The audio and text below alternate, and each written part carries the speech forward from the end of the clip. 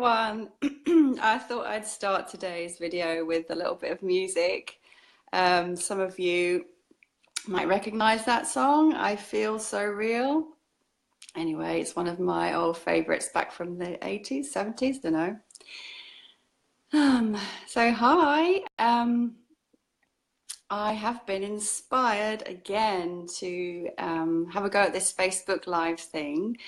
And the little title that dropped into my head to speak to today is The Appeal of Being Real. I feel so passionately about this, just so passionately. And it follows on a little bit also from my last Facebook Live, which was loving the hell out of one another, because in order to truly face our shadows and relate in authenticity with another, whether that's a lover or anybody really, we need to be able to relate in truth.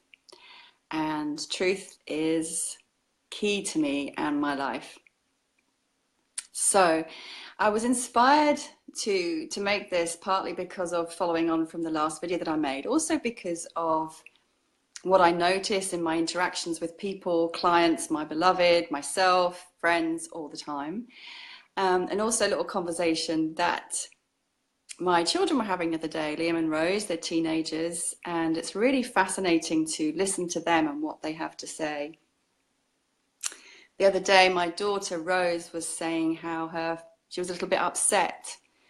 You know, I could tell that she was a bit upset. She came home and I said, "What's the matter?" And she said, "Oh, my friends have, you know, said that they're a little bit upset with me." And I said, "Why?" They say that I'm a bit judgmental. And I asked her what she'd been saying. And as I listened to her, really, I could understand that some of the things she had said might come across as judgmental for sure. And she admitted that she has this tendency, because she's honest, and I have that tendency too. I think a lot of us do. However, what I also noticed is that some of the things that she told me about was simply her speaking her truth. And that's because in our household, you know, we live in a culture of authenticity, truth, and as much self-awareness as we can muster in our communication. So I've aimed to create an environment here with myself and my children where we do communicate consciously. We identify our feelings, we take responsibility, we communicate what's going on for us clearly and directly without blaming the other. So, you know, I've been aiming to cultivate that. So then my son, Liam, said to my daughter, Rose, well, were they just being typically English, which is not saying what you really think, holding back, pretending, da-da-da-da-da-da-da. And I thought, wow, he's really got it. He's really got it. Because this is what happens in so much of our lives and in so many of in our interactions. There is a very British thing, I think, about acting a certain way, wanting to please the other, being polite. But also there is a more generic, broad tendency amongst all humans in different ways and different cultures of not actually speaking the truth. The truth being what you are feeling and thinking in this present moment. And there is a tendency, and this is something that we are conditioned to do as young children, not to actually speak the truth.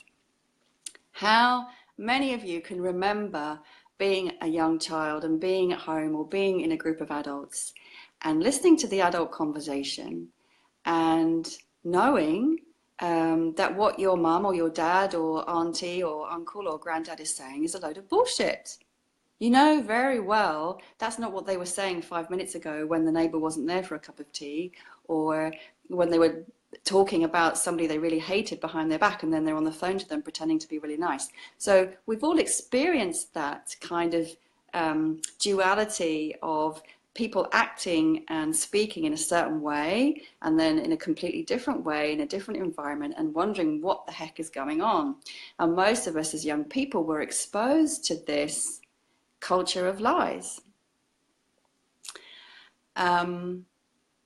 what I've also noticed in my work, and I have a great passion for sharing my life's path. For me, that feels like part of my destiny, my calling, which is to speak very openly and truthfully as I can, and vulnerably about what is going on for me. And I've been doing that for years.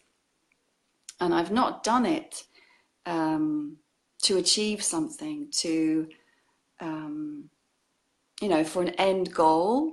I've done it because I can't do anything but that, and it feels like a calling to share from my heart, from my truth, from my reality. I guess there is a bit of a hope that in some way being this will inspire others to be this, but first and foremost, it's simply something I feel that I have to do. What I've noticed is that the more authentic and vulnerably truthful I am in my sharing, whether it's a video or a blog or just a short post on Facebook, the more people respond. And again, I don't do it to get the response. I do it because I just have something that bubbles up in me that I feel I have to communicate and I have to share from this place of inner truth and inner inspiration, and it just feels like an impulse that I must share. But it's really, really been noticeable and evident to me that the more vulnerable, truthful, honest, authentic I am, the bigger the response there is from everybody out there. And I think that's really brilliant. It's affirming, it's wonderful, and it shows that although we're all of us enmeshed in this culture of lies to a certain extent, and I know that's a strong word and I know it might trigger some of you, but I'm just being honest, that we are craving truth. There is such a hunger for truth now. I mean, look at what's going on in the political arena. Most of us no longer trust people in authority. Most of us no longer trust those we elect to represent us politically, socially, on the national or the international stage. We're all cynical, right? We all think somebody's trying to manipulate us. We don't trust the media. We don't trust the news. So we're all aware there's this kind of duality going on. There's this hunger for truth and this appreciation for truth. And at the same time, most of us are also still quite enmeshed in this culture of lying. And I say lying because it is. And, my first encounter with this different way of being and striving to be more real, honest, authentic and true was when I did my NIA technique training. And there were some principles that we were exposed to, and I can't remember them, I don't have them written down, but it was something like, tell the truth to yourself about yourself. Tell the truth about yourself to yourself. Then tell the truth about yourself to others. And then it expanded out so that every circle of connection around us was based in starting with our truth. So, of course, we have to know what our truth is in order to be able to communicate it. And that is also a bit of a problem because most of us have been so conditioned from a very young age to please others, to be scared of authority, to be fearful of expressing our truth because something bad might happen, and it's become so ingrained that it's second nature. So oftentimes we don't even realize that we're not telling the truth, and or we are unaware of what we're feeling and thinking truly. So it takes a bit of a journey of becoming more aware, more self-aware, more mindful, and more honest, and practicing that regularly to be able to live more in the path of truth. I'm going to share with you again from a couple of books by people who have really inspired me in this arena. And the first one is a guy called Brad Blanton. Sounds very American, doesn't it? Brad Blanton. And his book is called Radical Honesty: How to Transform Your Life by Telling the Truth. When I read this book, it was like an absolute hallelujah moment. I love it. It's very confronting and provocative, but I love that. You know, I love to be provoked to the truth, not just for the sake of it, but if it's going to wake me up, it's very welcome. And, you know, in the introduction to his book, he goes, "We all lie like hell. It wears us out. It is the major source of all human stress. Lying kills people." So basically, he goes on to say, he's a psychotherapist who's been working for 35 years or more, that lying and the denial of our truth is the biggest cause of stress and disease and lack of well-being in human beings, based on his experience. And I totally get that. So, you know, you might think, oh, what's the problem with telling a little white lie? What's the problem with not being that self-aware? Well, it makes you unwell. And he's very passionate about this. I'm going to speak a little bit more from what he says. The kind of lying that is most deadly is withholding or keeping back information from someone we think would be affected by it. Psychological illness of the severest kind is the result of this kind of lying. And if you remember, in my last video, I spoke about how when we are in relationship and our shadow comes up, one of the common responses is to withhold. We don't speak the truth out of fear, and this is deadly to the relationship, and it can also be deadly to us, to our well-being. Psychological healing is possible only with the freedom that comes from not hiding anymore. So, the better you're getting by with playing hide and seek during adolescence, the harder it is to grow up. Another point he makes is that we stay adolescent, however old we actually are in years. If we don't learn to tell the actual truth, we're still an adolescent. Until we begin to live in authenticity, speaking our truth, knowing our truth, we are not adult, mature people taking responsibility for our lives. The mind is a jail built out of bullshit. Withholding from other people, not telling them about what we feel or think, keeps us locked in this jail. The longer we remain in this jail, the quicker we decline. The only way out is to get good at telling the truth. He also acknowledges that as you start on this path of speaking your truth, you might make mistakes, you might fuck up, you might hurt people inadvertently, because actually I know from experience, if we speak the truth from our hearts without any agenda, unconscious crap coming in there that's subverting, manipulating, it will be received without pain. The truth will be received if it comes from the heart. But speaking the truth can also, if it's a new way of being, initially create difficulty, challenge feelings that you didn't want to feel. Because why do most of us lie? Because we don't want to feel. So this is what he speaks to. We deaden ourselves by denying the truth, by denying our truth, by denying what we truly feel. We deaden ourselves. So as we reawaken by speaking the truth, we begin to feel more. And this can be painful. We might suffer first.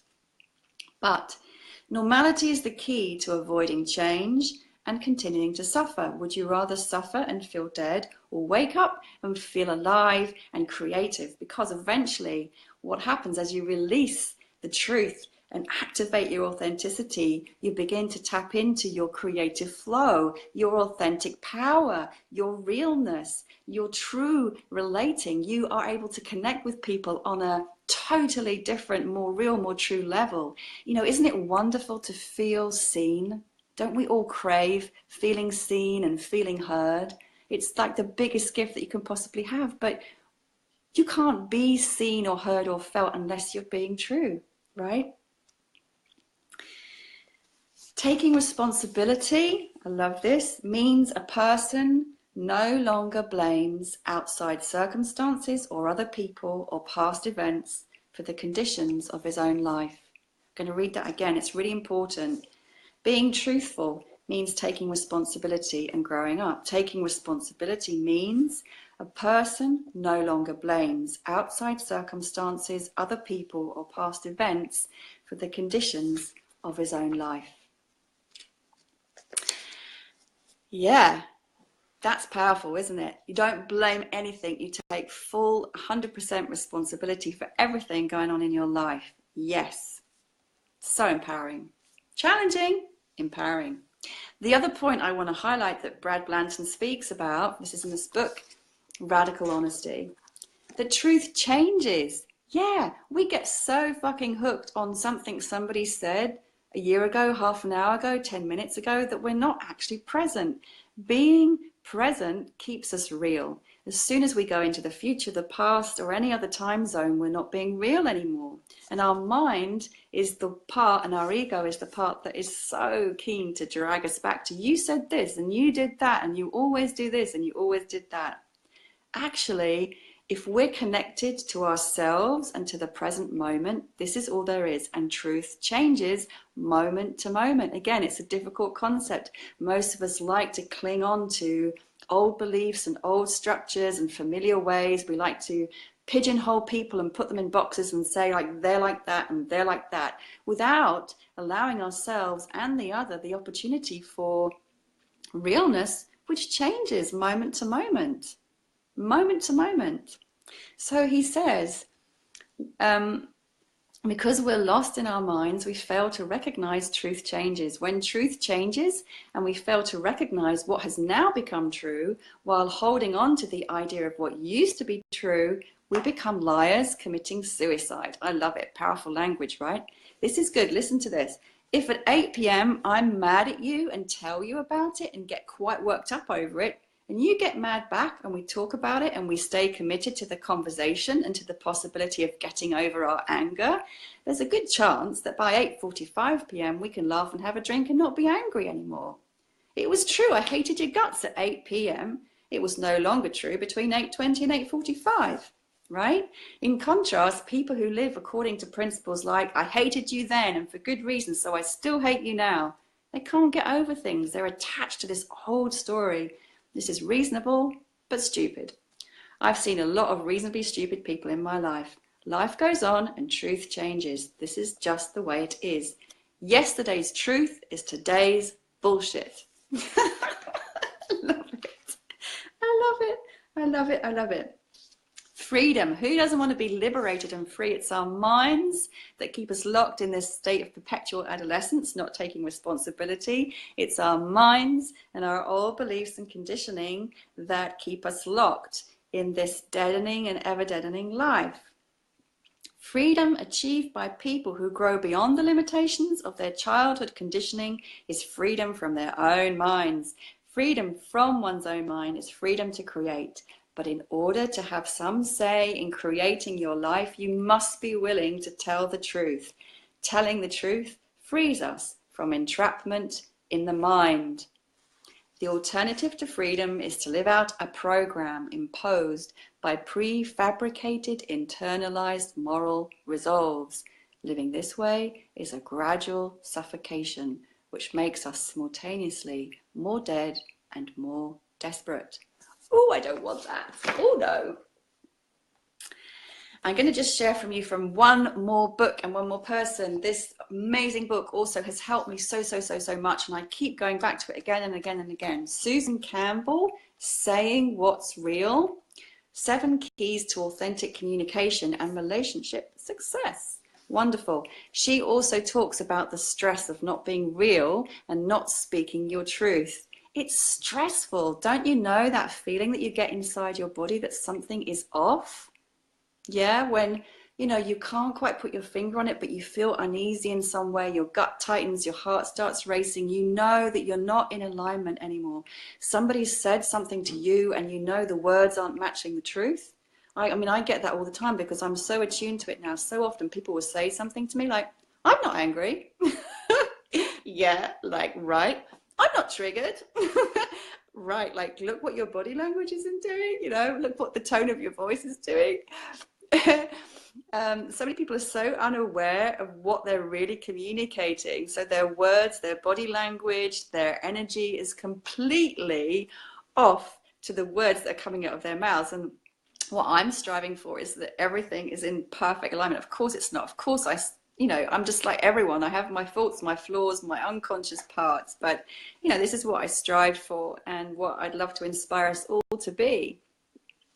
So Susan Campbell in this amazing book, again, talks about the stress of clean communication and unfinished business. So how we keep bringing things from the past into our current communication, you know, like there's things when you say, yeah, but you always do this and you didn't do that then and you didn't. So, or we're bringing an unexpressed anger, frustration, or resentment from something that's happened, and we're holding that energy, and it's kind of what's the word, infusing or attaching itself to our current communication. I mean, I get that so often again, and where somebody is talking to me and there's kind of an undertone of some resentment or holding back or closeness in the communication or the energy or tone of it, and I have no idea why.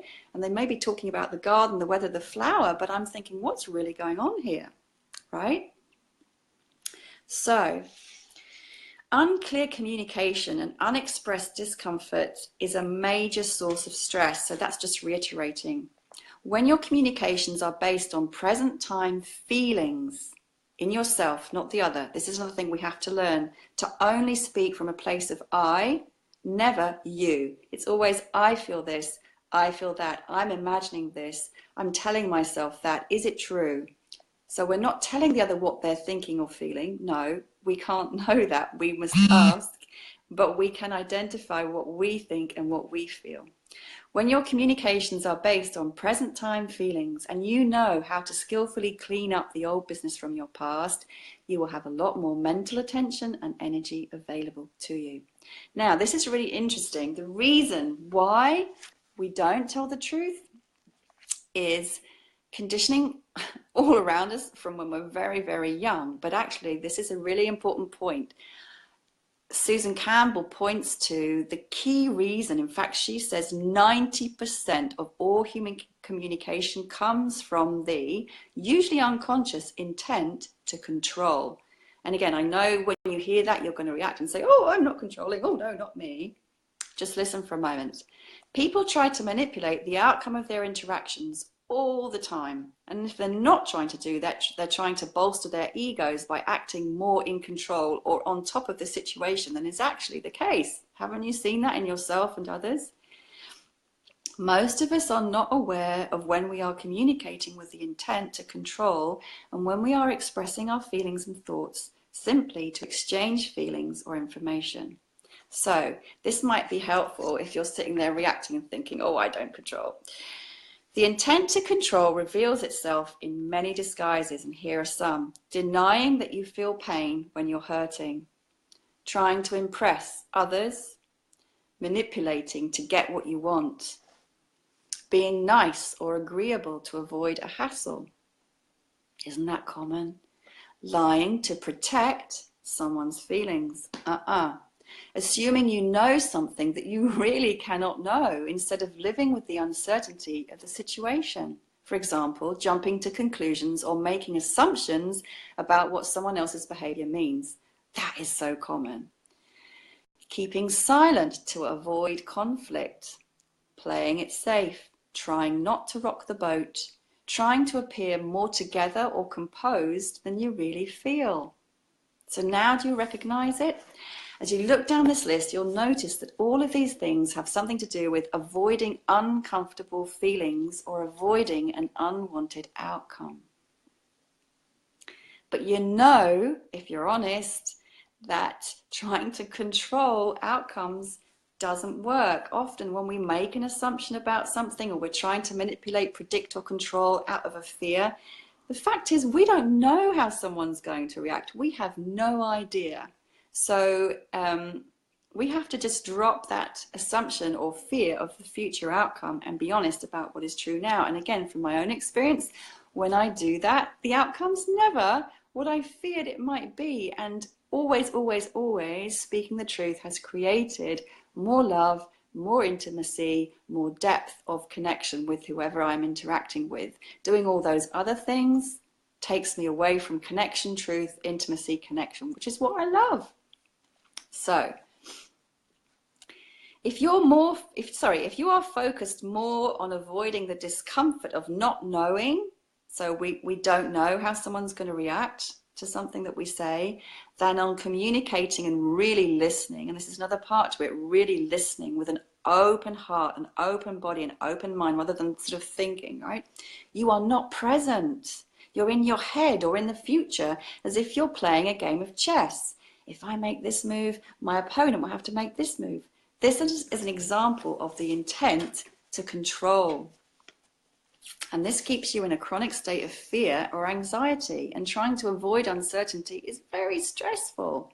What if you just let go, trying to control, allow things to unfold, and just pay attention to what you're actually feeling and thinking now? It makes you actually more confident. You see, the more you try to control things, the more out of control you feel. When you're more focused, I'm reading from Susan Campbell, on creating a favorable outcome or a favorable impression than on expressing yourself authentically, you're reinforcing your fears and anxieties. The fact is, you're going to be okay. But the only way to discover this is to risk feeling what you feel and express yourself authentically. I love this. Feeling and expressing what's so for you in each moment is what I call getting real or relating. So anything that's not that, she thinks that's not even relating, right? There is a huge difference between communication from the intent to relate and communication from the intent to control. Now, again, most of us do this unconscious controlling because of defense mechanisms that we have built up as a result of the past, and trying to avoid feelings like hurt, rejection, abandonment, being controlled, or not being in control. It's understandable. We all have this. But again, let's just be honest and admit, if we have the self-awareness, that this is where it's coming from. Now listen, here's a beautiful description of healthy communication. Healthy communication fosters connection, trust, intimacy, and respect. It's about knowing and being known. It is not about getting people to do what we want. It's about creating mutually beneficial solutions. It's not about controlling what we feel. It's about feeling what we feel and sharing what we feel and think in the present moment. This sort of open-hearted sharing is relating. Just going to read you one more bit from this amazing book. When you are relating, your communications take on a quality of caring, openness, and authenticity that just naturally engender respect and love. It's a paradox. When you stop trying to play it safe or get others' approval, then you wind up winning the admiration and respect you were trying to get by controlling and manipulating. When you're trying to control the outcome, you're in your head, you're imagining something that is not now. And so your communications tend to come across as less connected, less genuine, and therefore less trustworthy. And people may feel manipulated around you without knowing why. Right, that's really, really important. And again, I'm just going to come back to how people these days especially are just so tired of the feeling of being manipulated with all the advertising, all the social media, all the sales, all the politics. There's so much of this untruth and this lying and the manipulation going on around us. And we're just craving truth. We're craving realness. We're craving authenticity. And most of us, again, if we're honest, we know when we're not being true, and we can tell when another is not, but we don't call each other on it. We don't say, really? Is that true? You know, what I tend to do these days myself is when I catch myself saying always or never, for example, and I do tend to exaggerate, and I'll say, oh, I always, and then I stop myself and I actually say out loud, is that true? And I catch myself and I say, no, actually in this instance, it is the case. Because I don't want to generalize. I don't want to make these gross generalizations about life and reality. I want to stay true. Let's see if there's anything else I want to cover. No, I think that's kind of it. The appeal of being real is where it's at. So if there's anything that's holding you back from, let me just take my glasses off, from expressing your truth, knowing your truth. Those are two elements, I think, knowing your truth and then being able to express it. just try in small ways. Notice if any intent to manipulate or control comes in there. Just be aware of it, understand why. Love yourself, understand that it comes from a past place of fear or conditioning, which is totally understandable. You know, I can understand. However, by bringing this new energy of truth into your being and into your communications and into your relating, you're creating a shift which will empower you and all those around you. You will feel less stressed eventually. You'll feel so much more real and whole and integrated in your being. It's just such a better feeling to be yourself and not try and be anything that you're not. And you'll notice the response that you get, even though you're no longer trying to get a response, is actually just the most beautiful connections, love, intimacy, and respect. So once again, I hope this has helped somebody in some way. I'm just sharing off the cuff from my heart. Thank you so much for watching. Namaste. And oh, I'm going to end with another little burst of, if it's still there, music. Feel so real.